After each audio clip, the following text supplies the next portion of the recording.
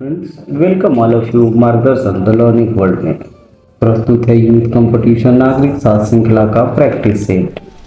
यह video series विशेष रूप से उत्तर प्रदेश माध्यमिक शिक्षा सेवा चयन बोर्ड, उत्तर प्रदेश लोक सेवा आयोग एवं अन्य परीक्षा संस्थानों द्वारा आयोजित TGT, PGT, GIC, GDC, LT grade, NEET, SET, JRF परीक्षा की दृष्टि से अत्यधिक महत्वपूर्ण है। यह वीडियो इस सीरीज का दूसरा भाग है। तो चलिए शुरू करते हैं आज का वीडियो। पहला प्रश्न है, भारतीय संविधान के किस अनुच्छेद में निर्वाचन के लिए प्रावधान है? आपके विकल्प हैं अनुच्छेद 320, अनुच्छेद 322, अनुच्छेद 324 या अनुच्छेद 326। आर्टिकल 324 में भारतीय संविधान के आर्टिकल 324 में निर्वाचन के लिए प्रावधान है। भारत का निर्वाचन आयोग एक अस्थायी संवैधानिक निकाय है। इसकी स्थापना 25 जनवरी 1950 को की गई थी। वह संसद, राज्य विधानमंडलों, राष्ट्रपति एवं उपराष्ट्रपति पदों के निर्वाचन के अधीक्षण, निर्देशन और नियंत्रण के लिए निर्वाचन का प्रावधान करता है। अगला प्रश्न है, न्यायिक सक्रियता संबंधित है किससे? प्रतिबद्ध न्यायपालिका से, जनहितवाद से, न्यायिक पुनरावलोकन से या न्यायिक स्वतंत्रता से? तो न्यायिक सक्रियता जनहितवाद से संबंधित है। भारतीय संविधान में यह व्यवस्था की गई है कि यदि सरकार के तीनों अंगों व्यवस्थापिका, कार्यपालिका, न्यायपालिका में से कोई अपने कार्यों की परिसीमा का उल्लंघन करता है या अपनी शक्तियों के आधिक्य में कार्य करता है तो ये सभी अंग एक दूसरे पर नियंत्रण स्थापित करेंगे। इसी परिप्रेक्ष्य में न्यायपालिका द्वारा अपनी संवैधानिक शक्तियों के इतर कार्यपालिका एवं विधायिका के कार्य क्षेत्र में जनहित की दृष्टि से हस्तक्षेप किया जाना न्यायिक सक्रियता कहलाता है। न्यायिक सक्रियता मूलतः जनहितवाद से संबंधित है। प्रश्न है, किसके वर्णन में मौलाना आजाद, जवाहरलाल नेहरू, सरदार वल्लभ भाई पटेल और राजेंद्र प्रसाद संविधान सभा में अल्पतंत्र में थे? आपके विकल्प है Granville Austin, VP Menon, Morris Jones, Richard Sisson. Granville Austin के वर्णन में मौलाना आजाद, जवाहरलाल नेहरू, सरदार वल्लभ भाई पटेल तथा राजेंद्र प्रसाद संविधान सभा में अल्पतंत्र के रूप में थे। ऑप्शन ए ग्रेनविल ऑस्टिन सही उत्तर होगा।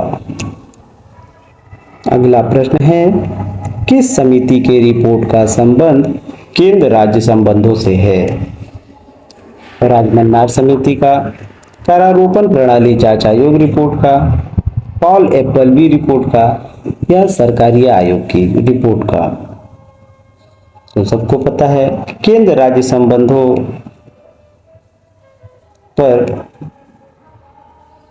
सभी को पता है कि केंद्र राज्य संबंधों पर सरकारी आयोग की रिपोर्ट का संबंध केंद्र राज्य सरकार से है।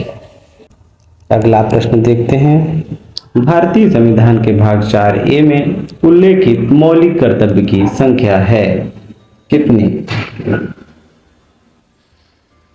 तो भारत के संविधान के भाग 4A में उल्लेखित मौलिक अधिकारों की संख्या 11 है। अगला प्रश्न है, भारतीय संविधान का कौन सा अनुच्छेद सार्वजनिक सेवाओं में अवसर की समानता प्रदान करता है? विकल्प है आर्टिकल 14, आर्टिकल 15, आर्टिकल 16 या आर्टिकल 17।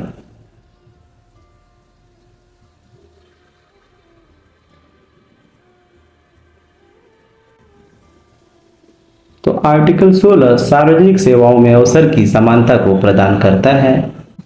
प्रत्येक नागरिकों को रोजगार एवं राज्य के अंतर्गत नियुक्ति में समान अवसर की समानता प्राप्त है आर्टिकल 16 के अंतर्गत। और आर्टिकल 16(2) में कहा गया है कि राज्य के अंतर्गत सेवाओं में किसी भी नागरिक के साथ केवल धर्म, मूल वंश, जाति, लिंग, जन्म स्थान, उद्भव एवं निवास के स्थान पर या इनमें से किसी एक के आधार पर भेदभाव नहीं किया जाएगा। प्रश्न है, किस संविधान संशोधन अधिनियम के द्वारा भारतीय नागरिक के लिए मतदान की उम्र को 18 वर्ष कर दिया गया? तो 61वें संविधान संशोधन 1928 के द्वारा मतदान करने की आयु को 21 वर्ष से घटाकर 18 वर्ष कर दिया गया। यह संशोधन करने का मुख्य उद्देश्य देश के उस युवा वर्ग को जिसे अभी तक कोई प्रतिनिधित्व नहीं मिल पाया था, अपनी भावनाएं व्यक्त करने का अवसर मिल सके और वे राजनीतिक प्रक्रिया का अंग बन सके। इसलिए मतदान की आयु 21 वर्ष से घटाकर 18 वर्ष कर दी गई।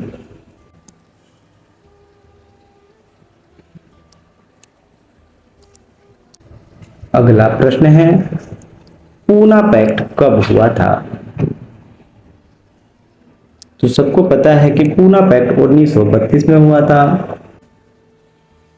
पूना पैक्ट अंबेडकर और गांधी के मध्य पूना की यरवड़ा जेल में संपन्न एक समझौता था और इस समझौते पर दलित वर्ग की ओर से डॉक्टर अंबेडकर और उच्च हिंदू वर्ग तथा गांधी की ओर से मदन मोहन मालवीय ने 24 सितंबर 1932 को हस्ताक्षर किया था और अंततः प्रांतीय विधानसभाओं में दलित वर्ग की 148 सीटों पर आरक्षण दिया गया। आरक्षण सीटों की संख्या प्रांतवार अगर प्रोविंस वार देखा जाए तो मद्रास में 30, बंबई और सिंध में 15, पंजाब में 8, बिहार उड़ीसा में 18, सेंट्रल प्रोविंस में 20, असम में 7, बंगाल में 30 और संयुक्त राष्ट्र प्रांत में 20 स्थानों को आरक्षित किया गया। प्रश्न है, भारत छोड़ो आंदोलन के दौरान कांग्रेस रेडियो का संचालन किसने किया? जयप्रकाश नारायण ने, भीमराव अंबेडकर ने, उषा मेहता ने या आचार्य?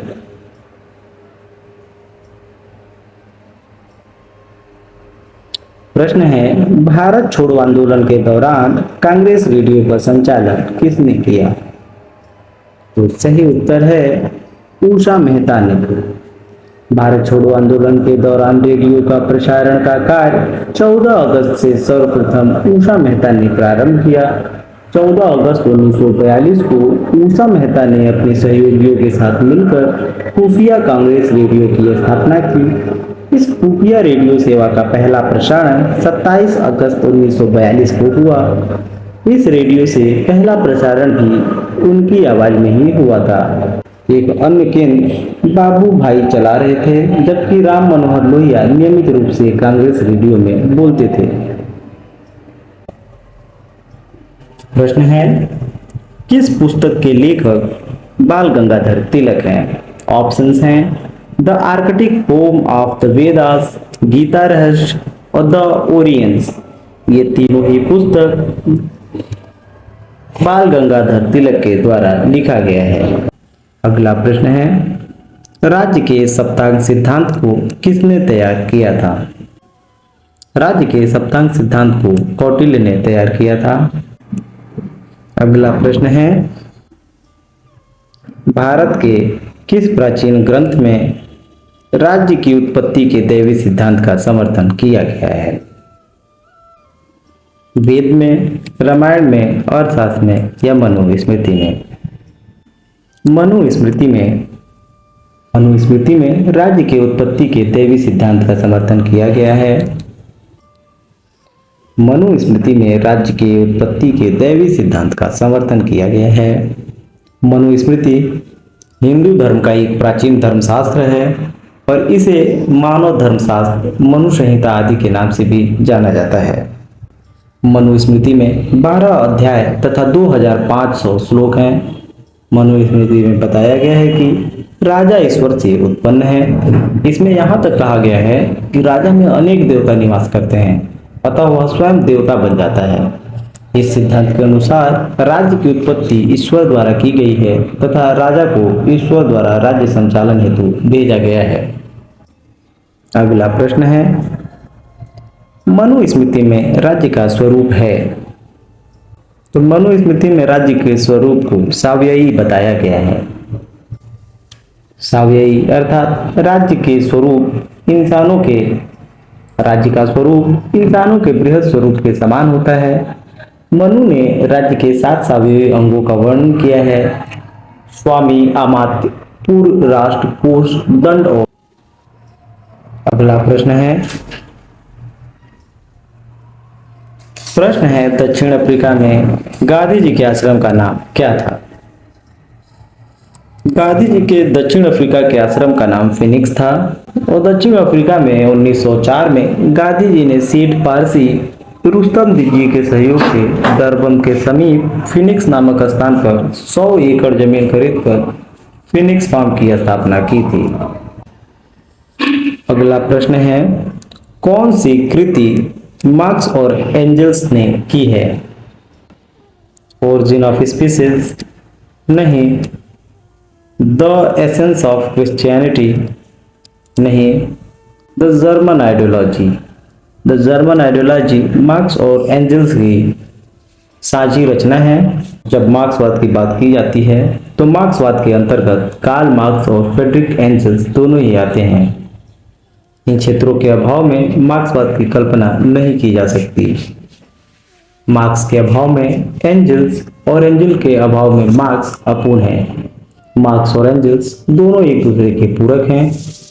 इन दोनों ने संयुक्त रूप से अनेक रचनाएं की हैं, जैसे The Holy Family, The Civil War in United States, The Communist Manifesto, The German Ideology, Revolution and Counter Revolution इनकी साझी रचनाएं हैं। अगला प्रश्न है द्वंद्वात्मक पद्धति सर्वप्रथम किसने प्रतिपादित की? तो द्वंद्वात्मक पद्धति का सर्वप्रथम प्रतिपादन हीगल के द्वारा किया गया। हीगल द्वारा प्रतिपादित विश्व आत्मा शाश्वत है, सतत क्रियाशील और गतिशील है। इसका विकास द्वंद्वात्मक प्रक्रिया से निरंतर होता रहता है।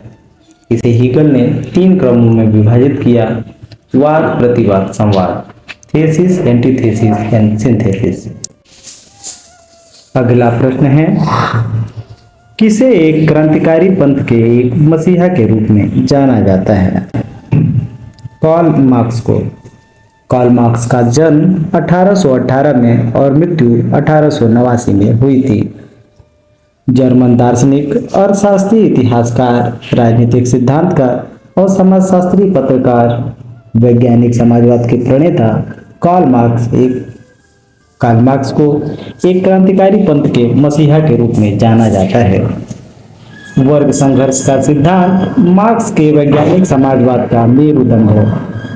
इन्होंने दास कैपिटल की रचना 1867 में की थी। उपयोगितावाद के दर्शन के संस्थापक कौन थे? जेरेमी बेंथम उपयोगितावाद के संस्थापक थे। यद्यपि उपयोगितावाद का बीजारोपण प्राचीन एपिक्यूरियन विचारधारा में दिखाई पड़ता है, आधुनिक युग में भी इसका प्रारंभकर्ता रिचर्ड कम्बरलैंड को माना जाता है। उसके बाद प्रिस्टले और हचिसन के माध्यम से यह आगे बढ़ता है। उपयोगितावाद के संदर्भ में बेंथम एक ऐसा नाम है जिसने इसे परिष्कृत और परिमार्जित स्वरूप में सर्वप्रथम प्रस्तुत किया और एक व्यवस्थित दर्शन का स्वरूप प्रदान किया। उपयोगितावाद नामक शब्द का सर्वप्रथम प्रयोग जे.एस. मिल ने 1863 में किया। प्रश्न है किस राजनीतिक विचारक के दर्शन को शूकर दर्शन की संज्ञा दी जाती है? तो ये बेंथम के दर्शन को जे.एस. मिल के द्वारा शूकर दर्शन की संज्ञा दी गई है। अगला प्रश्न है किसने कहा स्वतंत्रता अतिशासन का विलोम है? तो ये फेमस कथन सीले का है कि स्वतंत्रता अतिशासन का विलोम है। राजनीति विज्ञान में स्वतंत्रता का मुद्दा सदैव एक केंद्रीय मुद्दा रहा है। व्यक्ति को कितनी स्वतंत्रता प्रदान की जानी चाहिए और किन किन परिस्थिति में व्यक्ति की स्वतंत्रता को प्रतिबंधित करना चाहिए, क्योंकि व्यक्ति की स्वतंत्रता और राज्य के अधिकार क्षेत्र के मध्य समन्वय स्थापित करना एक जटिल कार्य है। व्यक्ति की स्वतंत्रता और राज्य के अधिकार क्षेत्र के मध्य विपरीत संबंध होता है। सीले द्वारा यह कथन इसी संदर्भ में है। अगला प्रश्न है राज्य का वर्ग सिद्धांत किसने प्रतिपादित किया? तो राज्य का वर्ग सिद्धांत मार्क्स द्वारा प्रतिपादित किया गया है। अगला प्रश्न है, किसने कहा है कि निर्धनता अपराध और क्रांति की जननी है? अरस्तु असमानता को क्रांति का मूल कारण मानता है, इसलिए वह मध्यम वर्गों के द्वारा शासन का समर्थन करता है। इसमें वह निर्धनता को अधिक घातक तथा अपराध एवं क्रांति का पर्याय मानता है। प्रश्न है, जॉन रॉल्स ने अपनी पुस्तक ए थ्योरी ऑफ जस्टिस में निम्न में से किसकी सामाजिक अनुबंध परंपराओं का पुनरुद्धार नहीं किया है? तो ऑप्शन ए सही उत्तर है, हॉब्स। रॉल्स ने न्याय के नियमों का पता लगाने के लिए समझौतावादी समाज दर्शन का सहारा लिया है और इसके अंतर्गत उसने कल्पना की है कि यदि व्यक्ति को उनकी वर्तमान सामाजिक और आर्थिक परिस्थितियों से पृथक कर दिया जाए और समाज में प्रचलित भेदभाव से भी अपरिचित रहने दिया जाए तो वे भावी समाज में अपने हितों की अधिकतम वृद्धि के लिए सामाजिक जीवन के नियमों, संस्थाओं एवं सिद्धांतों का पुनर्निर्माण कैसे करेंगे? इस काल्पनिक स्थिति को रॉल्स ने मूल स्थिति की संज्ञा दी है। अगला प्रश्न है, यूनानी विचारकों द्वारा न्याय के किस पहलू पर जोर दिया गया है? तो यूनानी विचारक न्याय के नैतिक पहलू पर ज्यादा ही जोर देते हैं। प्लेटो, अरस्तु तथा अन्य यूनानी विचारक मूल रूप से राज्य को ही नैतिक समुदाय मानते थे। उनके अनुसार राज्य का प्रमुख उद्देश्य अपने नागरिकों का नैतिक उत्थान करना है। एपिक्यूरियस के अनुसार व्यक्तिगत स्वार्थ को अंकुश में रखने के लिए मनुष्य को एक सामान्य उच्च शक्ति की आवश्यकता पड़ी। उन्होंने अपने ही लाभ के लिए परस्पर मिलकर एक समझौता किया जिसके द्वारा एक ऐसी सर्वोच्च सत्ता की स्थापना की गई जो लोगों को बर्बरता, अत्याचार और अन्याय करने से रोक सकती थी। इस प्रकार राज्य की नींव पड़ी जिसे शासन और कानून की संस्थाओं को जन्म दिया। प्रश्न है, संप्रभुता के उच्च धर्माध्यक्ष के रूप में किसे जाना जाता है? तो संप्रभुता के उच्च धर्माध्यक्ष के रूप में रूसो को जाना जाता है। लोकप्रिय संप्रभुता की संकल्पना रूसो के राजनीतिक दर्शन का सार तत्व है। रूसो यह मानता है कि सामाजिक अनुबंध से जिस राज्य की उद्भव होती है सर्वोच्च सत्ता उसी में निहित होती है। अतः संप्रभुता की सही अभिव्यक्ति सामान्य इच्छा में ही देखने को मिलती है। रूसो के अनुसार कोई प्रशासक अपनी इच्छा को आज्ञप्ति के रूप में तो व्यक्त कर सकता है, डिक्री के रूप में तो व्यक्त कर सकता है, परंतु कानून सामान्य इच्छा की अभिव्यक्ति ही होता है। रूसो को संप्रभुता के उच्च धर्माध्यक्ष के रूप में जाना जाता है। प्रश्न है, प्राकृतिक अधिकारों के सिद्धांत के प्रवर्तक कौन हैं? प्राकृतिक अधिकारों के सिद्धांत के प्रवर्तक जॉन रॉल्स को माना जाता है। रीटेल, प्राकृतिक अधिकारों के सिद्धांत के प्रवर्तक जॉन लॉक हैं। लॉक ने अपने चिंतन में प्राकृतिक अधिकारों का प्रबल समर्थन किया है क्योंकि यह अधिकार मानव को जन्मजात प्राप्त होते हैं। यह अधिकार मानव के व्यक्तित्व के अभिन्न अंग होते हैं। अतः समाज और राज्य दोनों का उद्देश्य ही इनकी रक्षा करना है, न कि इनका हरण करना। लॉक के अनुसार प्राकृतिक अवस्था में 3 प्रकार के अधिकार प्राप्त थे: जीवन का अधिकार, स्वतंत्रता का अधिकार और संपत्ति का अधिकार। अगला प्रश्न है, हॉब्स का नाम सामान्यतः संप्रभुता के निरंकुश शक्ति के सिद्धांत के साथ जोड़ा जाता है, किंतु यह सिद्धांत उसके व्यक्तिवाद का आवश्यक संपूरक था। यह कथन हॉब्स के बारे में G.H. सेबाइन का है। हॉब्स प्रजा को राज्यादेश की अवहेलना करने की अनुमति उसी स्थिति में देता है जब राज्य द्वारा कोई ऐसा कार्य करने का आदेश दिया जाए जिससे व्यक्ति के जीवन ही खतरे में पड़ जाता हो। समाज अथवा राज्य को कृत्रिम मानना और व्यक्ति की जीवन रक्षा के लिए उसके अस्तित्व को स्वीकार करना हॉब्स को प्रथम श्रेणी का व्यक्तिवादी घोषित करता है। प्रश्न है, अरस्तु की उपेक्षा करने वाला पहला आधुनिक राजनीतिक विचारक कौन था? तो हॉब्स वो पहले आधुनिक राजनीतिक विचारक है जिन्होंने अरस्तु की उपेक्षा की है। थॉमस हॉब्स का प्रसिद्ध कथन है, ज्ञान का अंत शक्ति है। यह उन्होंने डिकॉर पे जो 1655 में आई थी उसमें कहा है। थॉमस हॉब्स वे राजनीति विज्ञान का अध्ययन ज्यामिति, भौतिकी और मनोविज्ञान की सहायता से करते हैं। अरस्तु के अनुसार व्यक्ति में भौतिक आवश्यकताएं विद्यमान होती हैं जो पशुओं से मिलती हैं। थॉमस हॉब्स विशुद्ध भौतिकवादी विचारक हैं। हॉब्स के अनुसार व्यक्ति और संपूर्ण विश्व भौतिक अणुओं के समुच्चय से निर्मित होता है। प्रश्न है, अरस्तु की प्रसिद्ध पुस्तक कौन है? तो ये तो सभी को पता होना चाहिए कि अरस्तु की प्रसिद्ध पुस्तक का नाम पॉलिटिक्स है, जो कि आज एक अपूर्ण कृति के रूप में उपलब्ध है। यह प्राचीन राजनीतिक दर्शन का अधिक यथार्थवादी वर्णन है, जिसमें शासक के लक्ष्य के स्थान पर शासन की कला का उल्लेख किया गया है। पॉलिटिक्स 8 भागों में विभाजित है। अन्य महत्वपूर्ण तथ्यों को देखें तो अरस्तु को राजनीति विज्ञान के साथ साथ जीव विज्ञान का भी पिता कहा जाता है। द रिपब्लिक और द लॉज ये प्लेटो की रचना है और सोशल कॉन्ट्रैक्ट रूसो की रचना है। अगला प्रश्न है, लेवियाथन के लेखक कौन है?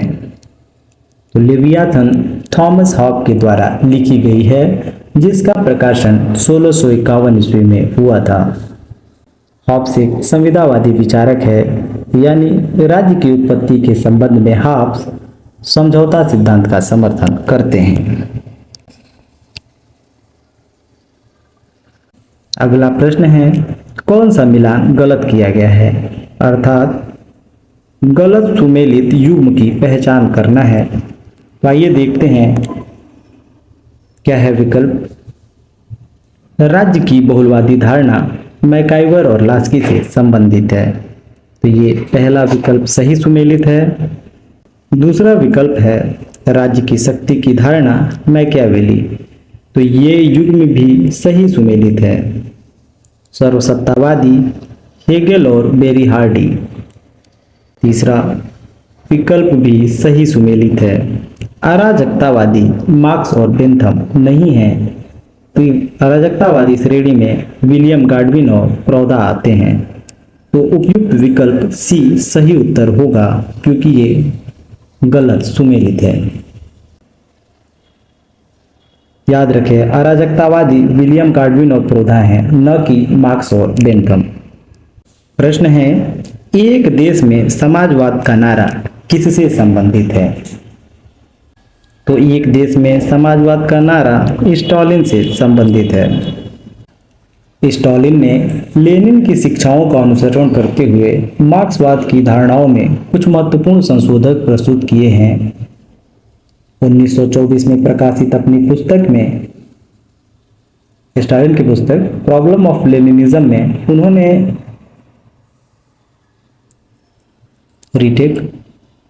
स्टालिन ने लेनिन की शिक्षाओं का अनुसरण करते हुए मार्क्सवाद की धारणाओं में कुछ महत्वपूर्ण संशोधन प्रस्तुत किए। 1924 में प्रकाशित अपनी पुस्तक प्रॉब्लम ऑफ लेनिनिज्म के अंतर्गत स्टालिन इस निष्कर्ष पर पहुंचते हैं कि एक देश में समाजवाद की स्थापना संभव है, भले ही बाकी दुनिया में पूंजीवाद का बोलबाला रहे। यह विचार मार्क्सवाद की मूल मान्यताओं के विरुद्ध था, जिसमें यह स्वीकार किया जाता था कि सर्वहारा क्रांति की किसी एक देश या राष्ट्र की सीमाओं में बात कर नहीं रखा जा सकता है। स्टालिन ने यह विचार प्रकट किया कि रूस अपने आप में समाजवादी व्यवस्था संभालने की क्षमता रखता है। प्रश्न है, किसने फांसीवाद के सिद्धांत का वर्णन इस रूप में किया कि वह समाजवाद का राष्ट्रवादी रूप है? एल्फ्रेडो रोक्को ने फांसीवाद के सिद्धांत का वर्णन इस रूप में किया है कि वह समाजवाद का राष्ट्रवादी रूप है, जबकि फांसीवाद संकट में फंसे पूंजीवादी विचारधारा होने के कारण समाजवाद का सख्त विरोधी है। अगला प्रश्न है, उदारवादी सिद्धांत के अनुसार राज्य क्या है? किसी साध्य के लिए एक साधन। तो पहला ही विकल्प सही है। उदारवादियों का मूल आधार व्यक्ति है और वे व्यक्ति को साध्य मानकर ही आगे बढ़ते हैं।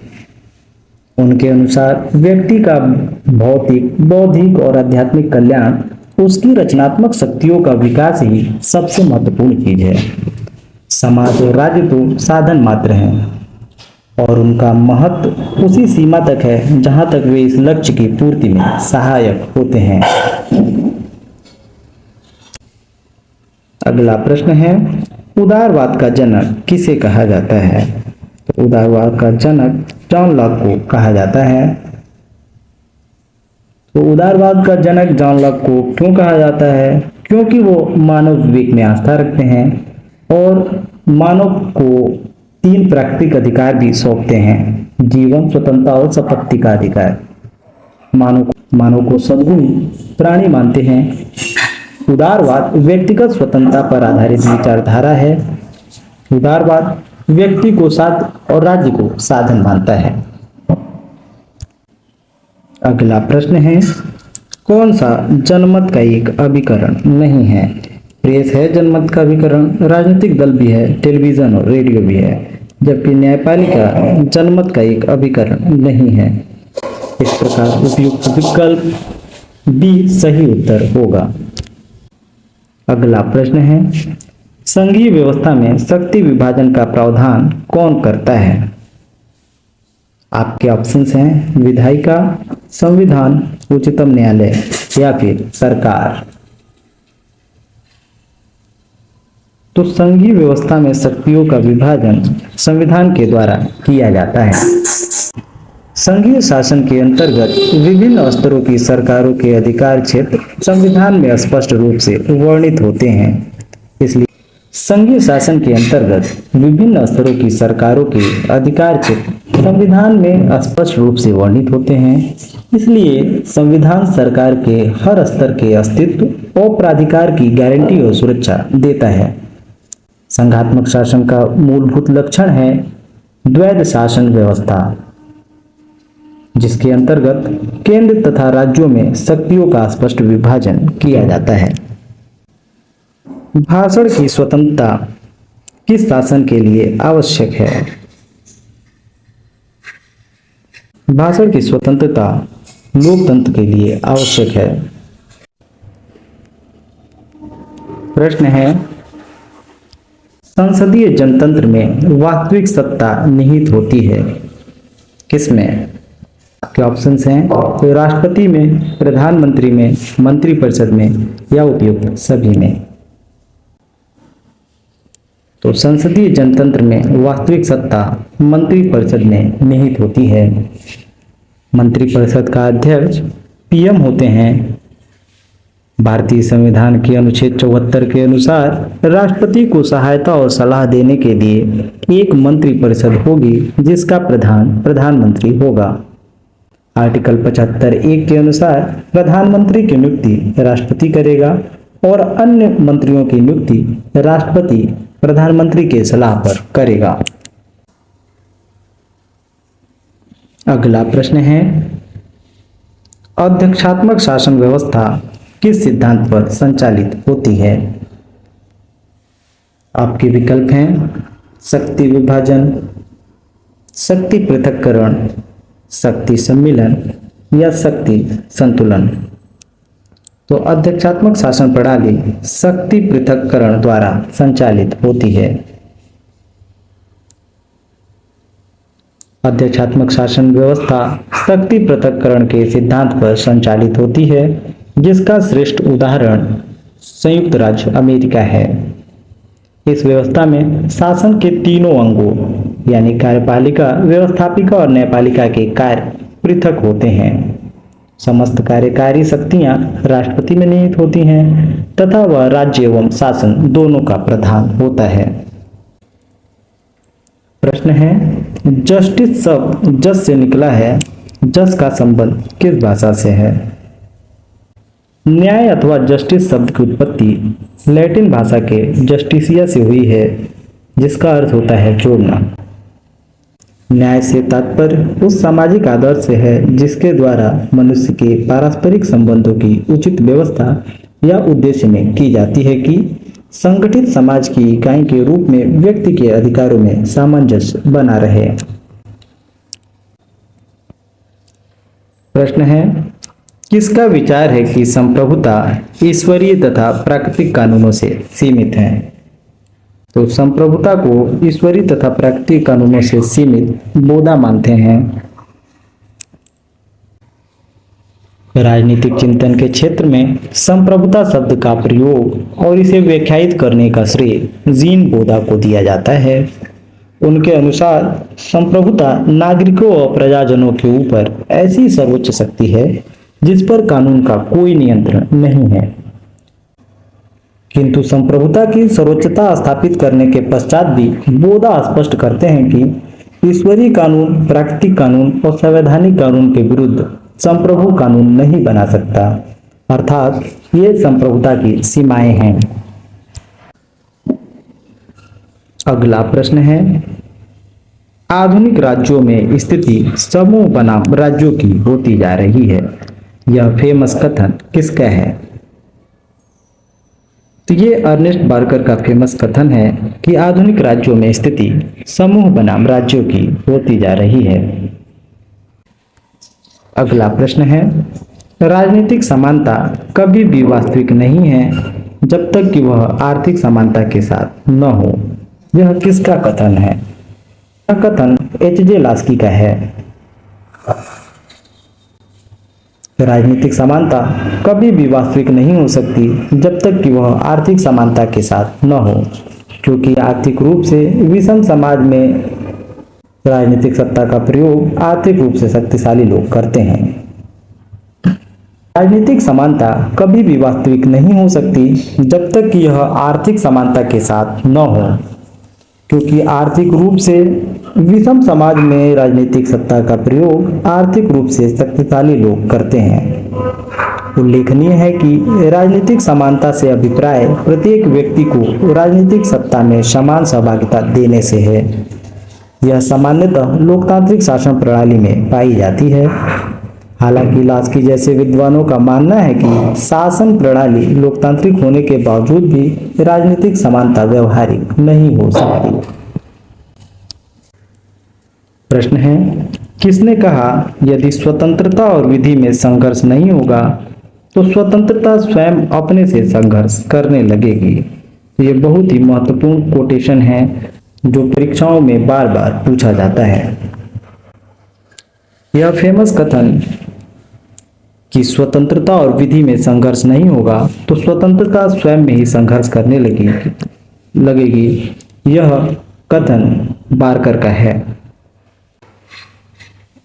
अगला प्रश्न है, अधिकार वह दावा है जिसे समाज स्वीकार करता है और राज्य लागू करता है।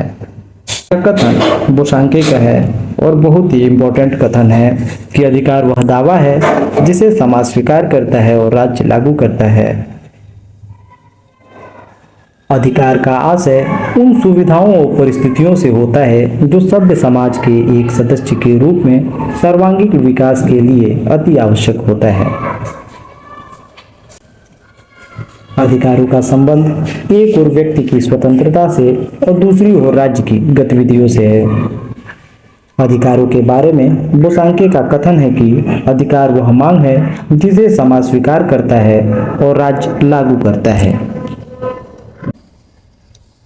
प्रश्न है, ए थ्योरी ऑफ जस्टिस पुस्तक किसके द्वारा लिखा गया है?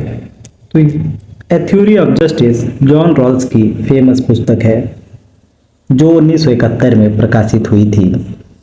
ए Theory of Justice John Rawls की पुस्तक है और इसका प्रकाशन 1971 में हुआ था।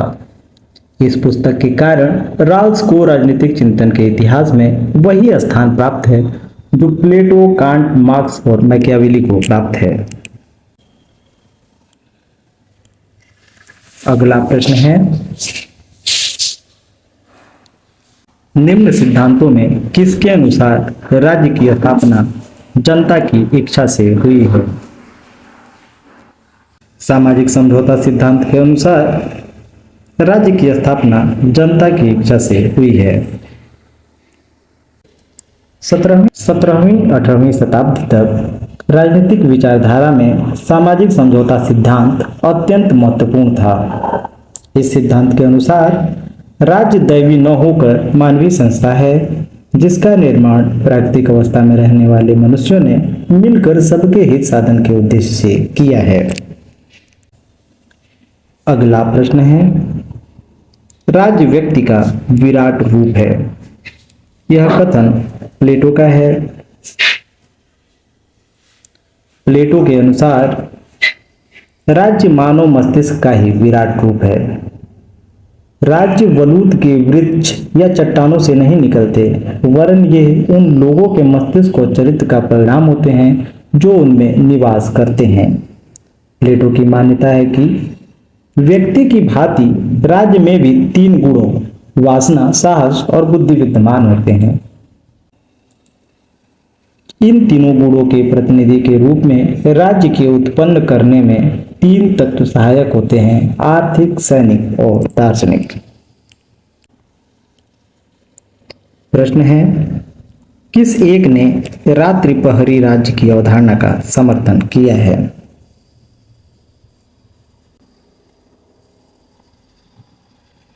तो रॉबर्ट नॉजिक रात्रि प्रहरी राज्य की अवधारणा का समर्थन करते हैं। रॉबर्ट नॉजिक के अनुसार राज्य की भूमिका एक रात्रि के चौकीदार वाली निगरानी रखने वाली होती है। उन्होंने अपनी प्रसिद्ध पुस्तक एनार्की स्टेट एंड यूटोपिया जो 1974 में आई थी, उसमें न्यूनतम राज्य के विचार का समर्थन किया। इसलिए नॉजिक को अर्ध अराजकतावादी भी कहा जाता है। प्रश्न है, किसका यह विचार है कि राज्य व्यक्ति से पूर्व है? तो ये अरस्तु का विचार है कि राज्य व्यक्ति से पूर्व है। ऐसा कहने में अरस्तु का तात्पर्य यह नहीं है कि ऐतिहासिक दृष्टि से राज्य का जन्म पहले हुआ, वरन अरस्तु के कहने का अभिप्राय यह था कि मानसिक या मनोवैज्ञानिक दृष्टि से राज्य का जन्म पहले ही हो चुका था। यह कैसे हुआ? इस संदर्भ में कहा जा सकता है कि राज्य एक पूर्ण समुदाय है, व्यक्ति केवल एक तत्व। पूर्णता पहले आती है, उसके बाद उसका अंग आता है। इसलिए राज्य जो है व्यक्ति से पूर्ववर्ती है, ऐतिहासिक रूप से नहीं बल्कि मनोवैज्ञानिक दृष्टि से। ठीक है, अगला प्रश्न है, राज्य के सावयव सिद्धांत यानी ऑर्गेनिक थ्योरी के समर्थक कौन है?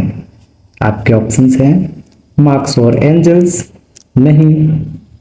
हॉब्स और लॉक, नहीं। रूसो और ग्राम्सी, नहीं। बर्नसली और हर्बर्ट स्पेंसर राज्य के सावयवी सिद्धांत के समर्थक हैं। बर्नसली और हर्बर्ट स्पेंसर। सावयव सिद्धांत के अंतर्गत राज्य को शरीर रूप माना गया है। इस सिद्धांत के अनुसार जिस प्रकार शरीर के विभिन्न अंग होते हैं और वह उनसे मिलकर बनता है, उसी प्रकार राज्य के भी विभिन्न अंग होते हैं और वह उनसे मिलकर बनता है। इस विचार के प्रबल समर्थक बर्नसली और हर्बर्ट स्पेंसर हैं। कौन सा ऐतिहासिक सिद्धांत माना जाता है? आपके ऑप्शंस हैं बल सिद्धांत, मातृत्व सत्तात्मक सिद्धांत, विकासवादी सिद्धांत या फिर दैवी उत्पत्ति का सिद्धांत। तो विकासवादी सिद्धांत को ऐतिहासिक सिद्धांत माना जाता है। दी मॉडर्न स्टेट के रचयिता कौन है? तो मॉडर्न स्टेट के रचयिता मैकाइवर हैं, Robert Morrison MacIver. Robert Morrison MacIver एक समाजशास्त्री थे। इन्होंने अपनी पुस्तक द मॉडर्न स्टेट में जो 1926 में आई थी, इस बात का उल्लेख किया है कि राज्य सामाजिक विकास का परिणाम है। राज्य व्यक्ति के हितों की पूर्ति करने वाला एक उपकरण है। राज्य को विशेष प्रकार की सेवाओं को अपने हाथ में ले लेना चाहिए। मैकाइवर की अन्य रचनाएं हैं द वेव ऑफ गवर्नमेंट जो 1947 में आई थी, द मॉडर्न स्टेट 1926 में, पॉलिटिक्स एंड सोसाइटी 1969 में और सोसाइटी एंड इंट्रोडक्टरी एनालिसिस 1937 में। अगला प्रश्न है, राजनीति शास्त्र के पिता माने जाते हैं अरस्तु। अरस्तु को राजनीति शास्त्र का जनक माना जाता है क्योंकि अरस्तु ने राजनीति शास्त्र को नीति शास्त्र से पृथक करके उसे एक स्वतंत्र विषय का रूप प्रदान किया। अरस्तु के इस महान कार्य से पूर्व राजनीति का अध्ययन नीति शास्त्र के अंतर्गत ही किया जाता था। अरस्तु ने राजनीति को सर्वोच्च विज्ञान यानी मास्टर ऑफ साइंस की उपाधि दी है।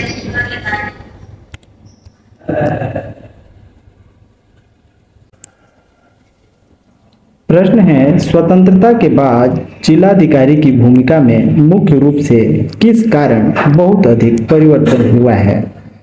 तो ये परिवर्तन हुआ है जनतांत्रिक विकेंद्रीकरण के कारण। अगला प्रश्न है, डिक्लाइन ऑफ पॉलिटिकल थ्योरी के लेखक कौन हैं? तो डिक्लाइन ऑफ पॉलिटिकल थ्योरी के लेखक हैं अल्फ्रेड कोबा। राजनीति विज्ञान में राजनीतिक सिद्धांत का पतन रूपी बहस की शुरुआत 1950 के दशक में होती है और इस बहस में अल्फ्रेड कोबा एक प्रमुख विचारक है। अल्फ्रेड कोबा ने अपने लेख the decline of political theory में, जो पॉलिटिकल साइंस क्वार्टरली में प्रकाशित किया गया था 1953 में, उसमें उन्होंने बताया कि चाहे वह साम्यवादी व्यवस्था हो या लोकतांत्रिक व्यवस्था, प्रत्येक शासन व्यवस्थाओं में राजनीतिक सिद्धांत यानी मूल्यों का पतन दिखाई पड़ रहा है। The decline of political theory 1993 नामक पुस्तक का प्रकाशन अल्फ्रेड कोबा की मृत्यु के बाद 1968 में होता है। अगला प्रश्न है और यह इस वीडियो का अंतिम प्रश्न है, कौन सा शासन का प्रकार विश्व राज्य का मॉडल बन सकता है? संघात्मक सरकार विश्व राज्य का मॉडल बन सकता है। राज्य को स्वायत्तता प्रदान कर पूरे विश्व में एक सरकार बनने के लक्षण सर्वाधिक हैं। आज के लिए इतना ही, मिलते हैं अगले वीडियो में तीसरे प्रैक्टिस सेट के साथ। तब तक के लिए नमस्कार।